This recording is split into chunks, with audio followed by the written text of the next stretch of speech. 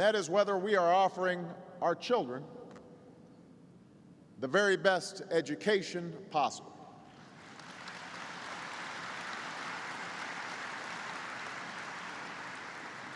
I know some argue that as we emerge from a recession, my administration should focus solely on economic issues.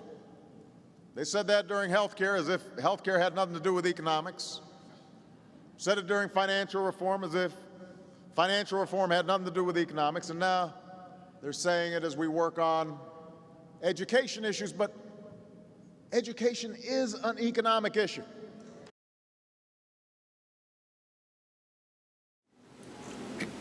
All right, my name is Eli Wallace, and today I'm here to talk to you about unequal funding in America's public schools. In 2016, the national average per pupil was about $11,000, but there was a range from plus 30% to minus 30% of that number throughout the nation. This has been one of the more understated civil rights issues, in my opinion.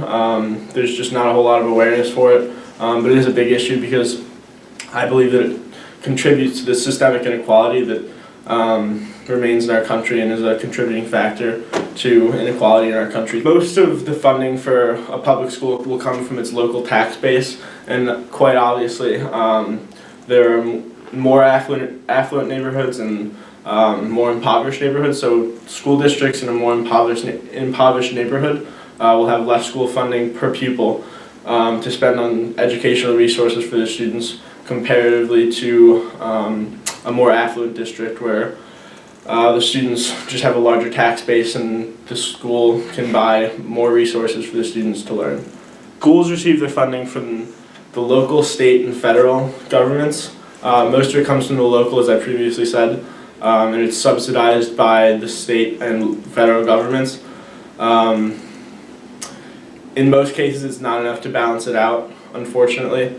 So students living in low-income neighborhoods will have less resources at home, obviously, because their parents just don't have the access to the same resources that a more affluent family would have. So the students that are living in the impoverished neighborhoods have a disadvantage at home as well as a disadvantage at school. Whereas on the other hand, students living with well-to-do parents in an affluent neighborhood going to a good public school have the advantage on both ends, at school and at home. And once again, this helps to contribute to the systemic inequality in our country. This is a problem because it limits the opportunity for students in low-income communities to learn at the same rate and with the same resources that a more affluent student would have available to them. And there's not enough awareness for this issue, I believe, and that's why I'm shooting this vlog. I feel passionate about this issue because, once again, it contributes to the systemic inequality. It only contributes to that. It is a large part of it. If a student lives in a low-income neighborhood from a low-income family and they get a less quality education, they are less likely to be able to advance their position in society, whereas a student living in a good home with well-to-do parents, once again living in an affluent neighborhood, going to a good public school with plenty of money to provide resources for its students, they will automatically have the leg up, once again, at home and in school, and the cycle of poverty and the systemic inequality will only continue unless there's something to be done about it. On a day-to-day basis, something that people can do is write letters to their congressman saying that this is something I feel passionately about, something that I think needs to be changed. Change only happens in our country on a political level, especially with things like this. So the way to change this is to let your representatives know that you feel strongly about it and that you want something to be done about it. In an article by the Washington Post, it says school funding decisions are one of the sleeper civil rights issues of our time, said Wade Henderson. He also said, our nation must dramatically change the way that educational resources are distributed so that there's true equality in America's classrooms. Once again, this was said in a Washington Post article, which I will provide the link to in the About section.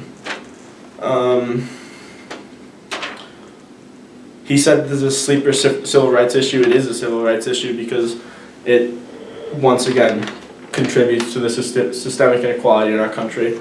And to have a truly equal society, which is a very difficult thing to achieve and almost feasibly impossible. But creating a more just and equal public school system would definitely be a step in the right direction towards eliminating systemic inequality and the cycle of poverty that too many people in our country are stuck in. One Chicago school district, a poorer district, spends $9,794 per pupil on its students on a yearly basis.